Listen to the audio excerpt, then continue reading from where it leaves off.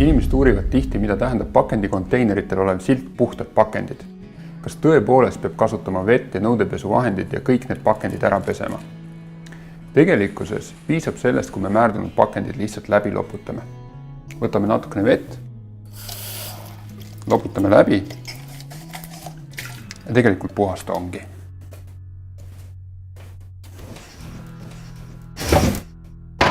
Ka ketšupipudel loputa puhtaks ennem, kui paned selle pakendikonteinerisse. Piimapakist kalla välja viimane tilk piima. Ja näiteks nii määrdunud pakendeid ära pakendikonteinerisse pane. Loomulikult pestakse kõik pakendid ka tööstuslikult üle. Kuid kui pakendid on väga määrdunud, siis ümbertöötlejad neid ei soovi, sest nende puhastamiseks kulub niivõrd palju vett, energiat ja keemiat, et see lihtsalt ei tasu ära.